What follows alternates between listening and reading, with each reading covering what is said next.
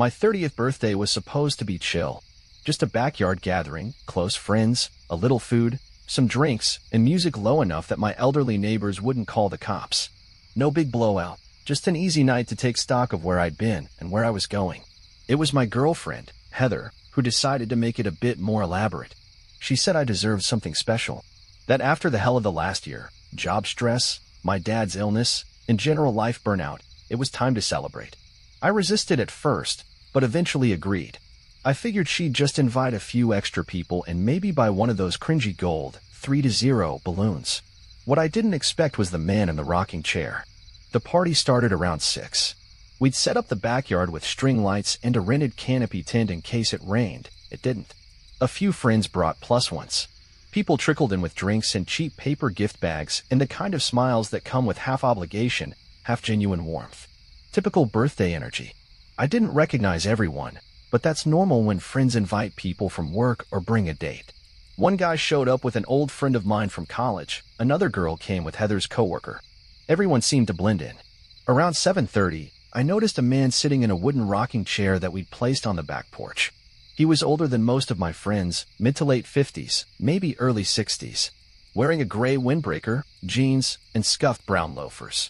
He had a short beard, and his eyes were fixed down into his lap like he was deep in thought. He didn't look out of place, exactly, but he wasn't interacting with anyone. I remember thinking, maybe he's a neighbor. Maybe someone brought their dad. No one introduced him. He didn't eat, didn't drink, didn't talk. Just sat there, rocking gently in the chair, staring down. I should have asked who he was right then, but I didn't.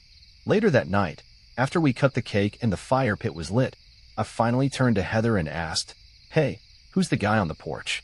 The one in the rocking chair?" She gave me a puzzled look. "What guy?" I gestured toward the porch. The chair was empty. "Right there," I said. "He's been there all night." She blinked. There's been no one sitting there. Now I was confused. "Are you serious?" "Older guy. Gray jacket. You didn't see him?" She laughed nervously. "No, and I would have noticed. That's my grandfather's chair. I didn't even want it outside."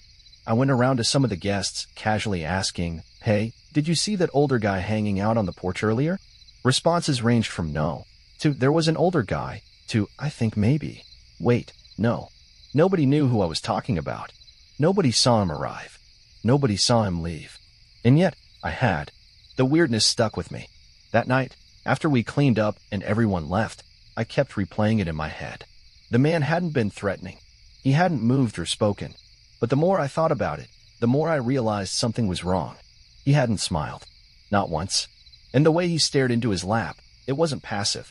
It was like he was waiting, watching something only he could see. The next day, I checked the outdoor camera we'd installed above the back door. It captured part of the porch and the yard. I scrolled through the footage. There was the setup, the guests arriving, laughter, mingling. At timestamp 7:16 p.m., I paused. There he was, sitting in the rocking chair. No one else around him. Just suddenly there, mid-rock. I scrolled backward. 7:15, empty chair. 7:14, still empty. 7:13, nothing. Then at 7:16, the frame jumped once. And he was sitting there. No walking up. No sitting down. Just there. Like he'd been cut into the image. My skin prickled. I zoomed in. His face was oddly indistinct. Low resolution, even though everything else was crystal clear. Like the lens refused to focus on him. I watched him rock. Slow. Steady. Until 8:04 p.m. Then, the frame jumped again. And he was gone. I showed Heather. She didn't speak the whole time, just stared. When it ended, she whispered, "That's the chair my grandfather died in." "What?" She nodded. "He passed away 2 years ago. I was with him. He was in that chair, right in this house. He had dementia. Toward the end, he'd just sit there for hours, staring at his hands like they were strangers."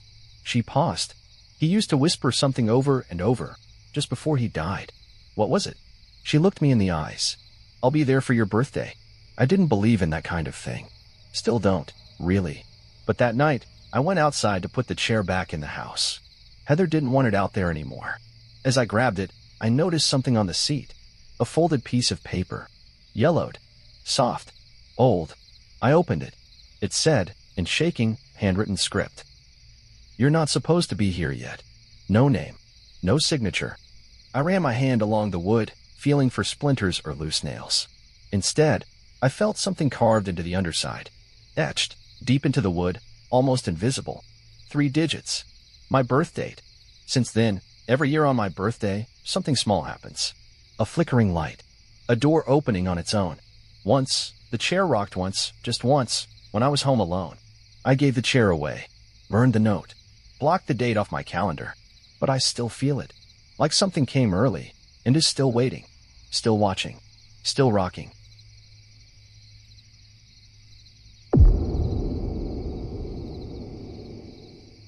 When I was 7 years old, I was nearly kidnapped. I don't remember it the way you'd think. No struggle, no screaming, no yanked arms. It wasn't a dark alley or a black van. It happened in broad daylight, in a place full of people, music, and neon lights. It happened at a birthday party. It was 1998, and birthday parties at the bowling alley were the gold standard. Not some sad little cake-at-home gathering, but a real-deal party with flashing lights, arcade tokens, and pizza that came out on a tray shaped like a bowling pin. I remember walking into the place like it was a magical kingdom, ball returns roaring, kids screaming with joy, that weird mechanical voice announcing strikes and spares. The party was for my classmate Caleb. His parents rented 3 lanes and filled them with a dozen screaming first graders hopped up on soda and competition. I don't remember much about Caleb himself, just that he wore a red Power Rangers shirt and bowled with both hands, hurling the ball like a shot put. I was there with my mom. She let me run wild but stayed nearby, chatting with the other parents by the snack bar. That was the setup. Kids bowl and eat cake. Parents drink lukewarm coffee and pretend not to hate each other. For the first hour, it was perfect. Until I wandered too far from the group. I remember the moment it started. I'd gone to the vending machine alone, maybe 30 feet from the lanes, to get a plastic-wrapped brownie with a quarter my mom gave me. When I turned around, I saw a man watching me from across the hallway. He was standing near the claw machine. Late 30s, maybe 40s. Dressed in jeans and a denim jacket, like a dad, but not a dad I recognized. He smiled. I don't mean he grinned. I mean he smiled the way grown-ups do when they think they're being gentle, but something in the eyes doesn't match the mouth. I looked away, embarrassed. And then I heard his voice. Hey, buddy, you like candy? It was so casual, so ordinary. But even at 7, I knew something was off. Still, I looked back. He was holding a little box of lemon heads in one hand and something else in the other, a $20 bill. Want it? He asked. You just gotta help me with something real quick. I froze. It wasn't just the words. It was how quietly he said them. The way he didn't step closer, he just waited, like a fisherman who knew the line would catch if he was patient. I turned and ran. Didn't speak. Didn't scream. I just ran back to the bowling party and went straight to my mom. When she asked what was wrong, I told her everything. She went pale, eyes wide. Didn't even say anything, just grabbed my hand and marched toward the vending machine hallway. The man was gone. We told the manager. He called the police. While we waited, I remember watching the other kids bowl and wondering why I didn't tell someone sooner. Why I didn't scream. The officer who showed up was kind. Listened carefully. Took notes. But here's where it gets weird. They checked the security footage. The camera above the vending machine hallway worked fine. But when they reviewed the tape from the exact time frame I gave them, there was no one there. Just me, standing by the machine, turning, pausing, running back toward the lanes. The officer rewound it 5 times. He rubbed his chin. There's no one else in frame, he said. My mom didn't believe it. Neither did I. But the tape didn't lie. The cops said it was probably someone who ducked into the bathroom or slipped out a side door. But the bowling alley had no side door. Not near that hallway. Only the front entrance, which the cameras clearly showed. No denim jacket. No man with candy. Nothing. The case went nowhere. Life moved on. My mom became more cautious. I became more aware of strangers. But eventually, like all childhood scares, it got buried under other memories. Until last year, I was visiting my hometown. On a whim, I drove by the old bowling alley. It had closed years ago, but the building was still there, graffiti-covered, windows boarded up. And there, by the front entrance, was a rusted-out claw machine. Same spot, same model. And inside, behind the cracked plexiglass, was a single item. A sealed box of lemon heads, sitting dead center, like a trophy, or a trap. I didn't sleep that night. The memory came back sharper than ever. The voice, the $20 bill, the smile. I thought maybe I was just spiraling, that I should let it go. Until the next day, when I was helping my mom clean out her garage, she handed me a dusty old box labeled School Memories. Inside were old drawings, class photos, and birthday party invitations. One of them was from Caleb's bowling party. Folded inside, it was a photo. Not from that day. It was a Polaroid, older, yellowed. But it showed a boy standing at a vending machine. And across from him, partially blurred, was a man in a denim jacket, mid-30s, holding something in each hand. In the bottom corner, written in pen, "Do you remember yet?" I never showed that photo to my mom. I burned it that night, but I still think about it. Because here's the part I've never told anyone. He wasn't just watching me. He was waiting for me, and I don't think I was his first. A week later, I got a text from a number I didn't recognize. No name, no introduction, just one sentence. "I still owe you $20. And attached was a photo, a freshly taken one, of my niece, at her 7th birthday party, smiling, holding a slice of cake. And in the background, just barely visible through the windows, a man in a denim jacket, still smiling, still waiting.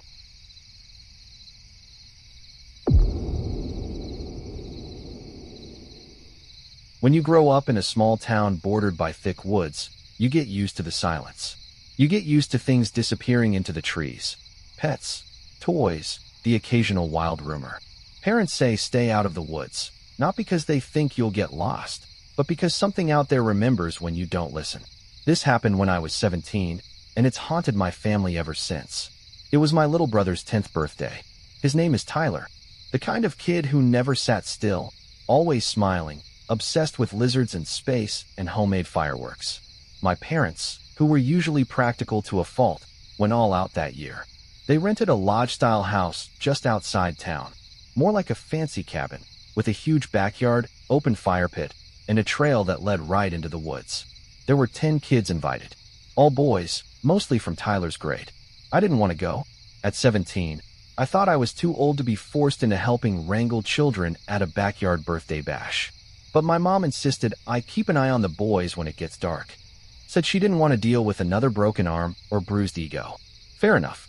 It was a warm spring day, the kind of afternoon where the sun glows gold on the trees and the mosquitoes aren't quite brave enough to ruin it.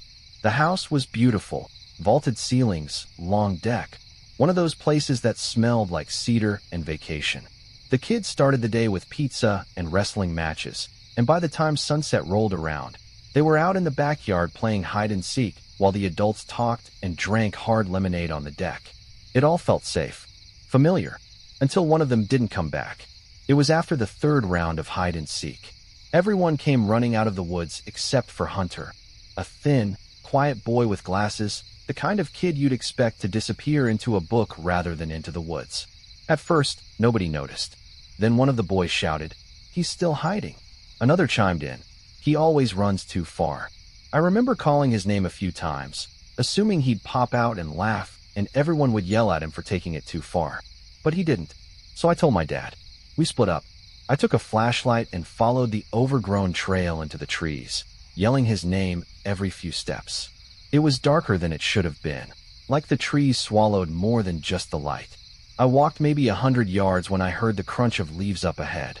"Hunter," I called. Silence. Then laughter, but not a boy's laugh. Not really. It sounded stretched, like someone imitating a child badly, like it had been practiced too many times. Then it stopped. I crept forward, heart pounding. That's when I heard it. The scream. High-pitched and wrong. A noise that seemed to come from everywhere at once. It was more than a scream. It was like a recording of a scream played backward, looped, and piped through a hollow log. I dropped my flashlight. When I picked it up, the beam caught something just ahead in the trees. 2 eyes, low to the ground, animal-like, but wide, reflecting orange. Then they were gone. We found Hunter 10 minutes later. He walked out of the woods on his own, shaking and pale. His glasses were gone. His arms were scraped. His clothes torn. When his mom wrapped him in a blanket and asked what happened, he just whispered, "It wasn't a person." We asked who. "It looked like one of you." But it wasn't right. He said it smiled too much. Its arms were too long. Its head moved like it didn't have bones. He said it called his name. It sounded like someone I knew at first. The adults thought he was just scared. Kids have vivid imaginations, right? But that night, after everyone went to bed, I couldn't sleep. Around 1 a.m., I went to the loft window. The woods looked blacker than they should have, like they weren't just dark, but hollow. I told myself I was being paranoid. I'd almost convinced myself, until I heard it.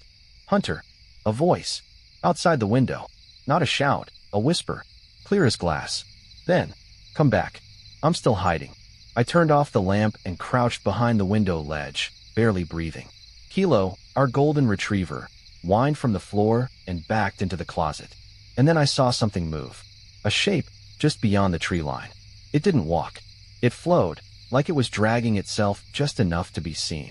Then it stopped, tilted its head, smiled, and in a perfect copy of my voice, it said, "Tyler, I lost it." I slammed the window shut, pulled the curtains, and locked the door. Slept with a kitchen knife next to my bed, even though I knew it wouldn't help. The next morning, I found something on the deck. Footprints. Not boots. Not bare feet. Hands. 5-fingered, elongated handprints, pressed into the wood like someone crawled up from the woods. In the mud beneath the deck, a single pair of broken glasses. Hunter's, even though his mom said they were packed in his overnight bag. We left before breakfast. My mom told the property manager that we'd had a bit of a scare and would rather not stay the full weekend. We didn't explain. We didn't need to. I looked at the guy as we were packing and asked him if he'd ever seen anything strange out there. He didn't answer. He just looked toward the woods and said, "Sometimes the trees echo the wrong names." Years passed.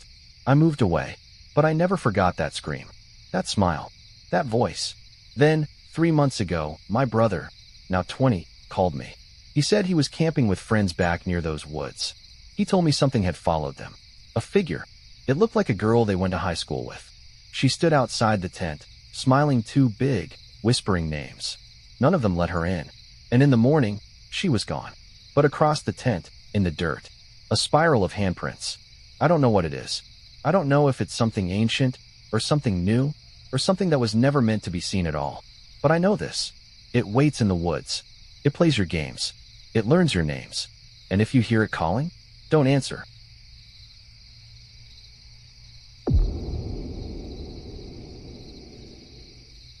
My cousin April was born on Halloween. She hated it. Every year her birthday party got tangled up in skeleton streamers, orange cupcakes with plastic spiders, and costumes she didn't pick. By the time she was 12, she started refusing to have a party at all.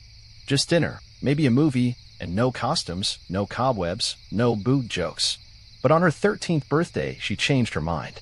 She told her mom she wanted to have a party, like a real one, with a theme, with games, with guests. But she had one weird rule. I want to have it in the old recreation center. You'd have to be from our town to understand how weird that was. The old rec center had been closed down for years. Cracked basketball court, mildew in the corners, chain-locked front entrance. It hadn't hosted anything but raccoons and ghost stories since maybe 2009. But April insisted. Said she'd already talked to the owner of the building, someone her dad knew, and got special permission to rent the old gym for the night. Her mom wasn't thrilled about it, but eventually gave in. She said April seemed happier than she had in a while. More excited, like she was coming out of a fog. That fog had a name, Emma. Emma was new. She'd moved into town at the end of the previous school year, and somehow she and April had become inseparable over the summer. They were total opposites. April was quiet, awkward, bookish. Emma was tall, loud, and always wore black. She said whatever was on her mind, even if it cut deep. But April adored her. And when the party started at 7 p.m. on October 31st, Emma was the one who explained the game. There were about a dozen of us there. April's classmates, a few cousins, me, and some kids I didn't recognize. The gym was cold, and the only light came from those big overhead lamps that hummed like dying bees. Emma stood in the middle of the court and grinned like she was about to unveil something amazing. "This is a birthday game," she said. "An old one. Way older than any of us." April stood beside her, glowing. "It only works on your 13th birthday," Emma continued. "Because that's when you're in between." "In between what?" someone asked. "Childhood and everything else." We laughed, a little nervously. Emma held up a deck of cards, black on both sides. "No box, no labels. One of you will hide," she said. "The rest of you will search. But the rules matter." She passed the cards around, told us not to look until she said. There were 12 cards. 11 were blank. One said the keeper. I looked down at mine when she gave the signal. Blank. A kid named Brian got the keeper card. Emma smiled wide. Perfect. The rules were simple. The keeper would go hide somewhere inside the building. Not outside. Not beyond the gym and locker rooms. The rest of us would count to 60, lights off. After that, we'd search. One by one. But here's where it got weird. Once someone found the keeper, they had to stay with him, without saying anything. Then, they'd both disappear, until one person was left, and the last person would be the winner. April said nothing through all of this, just nodded, like she'd heard it before. We turned off the lights, counted, then went looking. At first it was fun, creepy, like hide-and-seek turned into a horror movie. The gym echoed with our steps. The locker rooms smelled like mold and rust. The dark swallowed the edges of the building. One girl came back laughing, saying she thought she saw someone moving near the bleachers, but when we turned on the lights, no one was there. Another boy went into the showers and didn't come back. Is this part of the game? Someone asked. April only smiled. Keep playing. One by one, kids vanished. No screams. No footsteps. No noises at all. Just silence. By 9 p.m., there were 4 of us left. Me, April, Emma, and a kid named Darren. Then Darren went to look again in the old equipment room. He didn't come back. Emma turned to me. You're the last one. I blinked. What? She held up the deck again. The cards were all blank now. She whispered, time to pick the new keeper. I laughed. Said it was a cool prank. Asked where the others went. I figured they were hiding together. A big elaborate joke. Emma tilted her head. Do you want to win or not? I remember my skin going cold. April stepped toward me. She looked different now, older. Her expression wasn't excited anymore. It was flat, detached. You're in between now, she said. So it has to be you. I ran, straight for the doors. They were locked. Not chained, just wouldn't open, like they were never meant to. I don't remember getting out. I blacked out. Woke up on the floor near the back entrance, cold and alone. The lights were on. The place was empty. No signs of the others. No sign of the deck of cards. Just a single sheet of paper on the floor near where April had stood. It said, in looping black ink, a new keeper has been chosen. Welcome to the Hollow Court. Police were called. Parents screamed. The story made local news.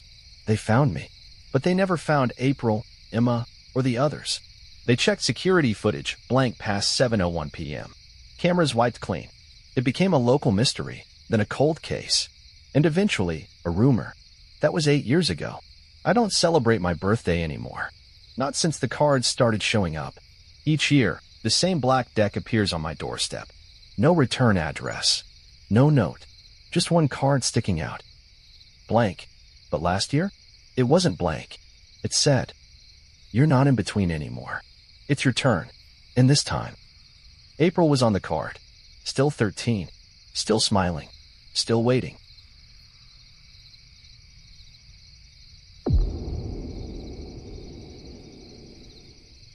I had completely forgotten about that birthday. It wasn't until I turned 26 that something jogged my memory. It started when I got a package in the mail, no return address, no postage stamp. Just a small, brown box sitting at the foot of my apartment door. I live on the 3rd floor, and the front entrance has a secure lock.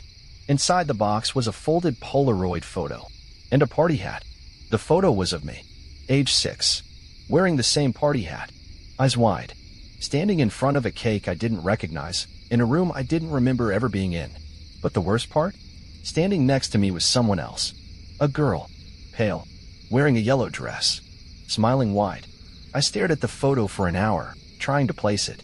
And then the memory came back. I was 6 years old, and my parents had rented a small party venue for my birthday. A converted house with a playground in the back and 2 party rooms inside. I vaguely remembered the cake, something generic from a grocery store, and balloons twisted into shapes I now know the teenage workers were too tired to care about. But there was one room we weren't allowed in. A small door at the end of the hallway, next to the bathrooms. It had no signage, just a brass doorknob and a tiny square window that had been blacked out. I remember asking about it, and my mom said, "That's the storage room. Sweetie, don't go near it." But during the party, I snuck away. I was bored, tired of the games, tired of being the center of attention. So I wandered, and I opened that door. The hallway was empty. The grown-ups were busy talking, and the other kids were outside. The door wasn't locked. Inside, the room wasn't a storage room at all.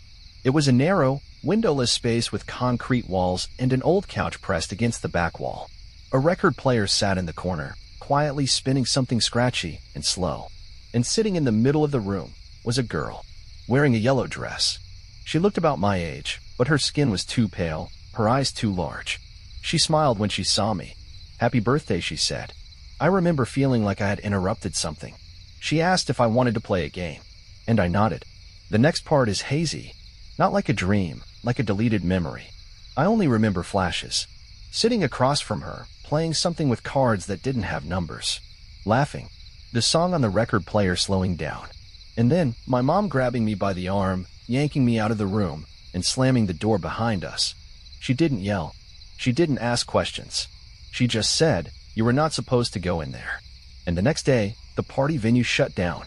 I never thought about it again, until the box arrived. I called my mom that night, told her about the photo, about the girl in yellow. There was a long silence. Then she said something I'll never forget. "I thought you forgot." "I did," I whispered. "Who was she?" "No one." "She wasn't," she stopped. "It doesn't matter. That place is gone. You pulled me out of there." "Why?" Another pause. "Because you stopped blinking." I didn't sleep that night. The next morning, I went looking for the building. It had been 20 years, but I remembered the road, the curve, the playground that used to be out front. It was still there. The building was abandoned, boarded up, spray-painted walls, broken fence. But the shape of it was the same, and the door was still there. I pushed it open. Inside, it smelled like mildew and rot. The floors creaked under my weight. Dust clung to everything. The wallpaper peeled like old scabs. I walked down the hallway, slow, deliberate. At the end, the door to that room was still intact. Same brass knob, same blacked-out window. I reached out and turned it. It opened easily. The room was exactly as I remembered it. Couch, record player, bare walls. But now, the room was full of photos, pinned to every surface. Dozens, maybe hundreds of Polaroids. Children, all ages, all smiling stiffly, all in party hats. In each photo, next to the child, was the girl in the yellow dress. Never older, never blinking, just watching. In the center of the room, on the floor, was an open box. Inside were unused Polaroids, and a party hat, just like the one from the package. I turned to leave, but the door closed behind me, and I heard the record player click on. The same scratchy tune began to spin. Then a voice behind me. "You came back late this time." I turned. She was standing there. Yellow dress, pale skin, wide eyes, smiling. But now I noticed something else. Her eyes weren't just wide, they were empty, deep and black, like glass marbles set too deep in her skull. "We never finished the game," she said. "It's your birthday again." I shook my head. "I'm not a kid anymore." Her smile widened. "You were once, and you came back." The lights dimmed. The photos began to flutter, like something was breathing in the walls. And I felt something behind me moving. Crawling, reaching.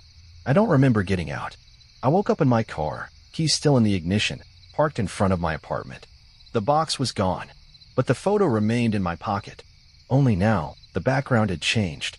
The girl in yellow was gone, and I was standing alone in the room, holding the camera, smiling, wide-eyed, like I'd never left. It's been a month, and today, on my birthday, I woke up to a noise at my door. A soft knock. I waited. Opened it slowly. No one there. Just a small box. Brown. No return address. Inside, a Polaroid of a child I don't recognize, and scrawled on the back, "Your turn to invite someone new."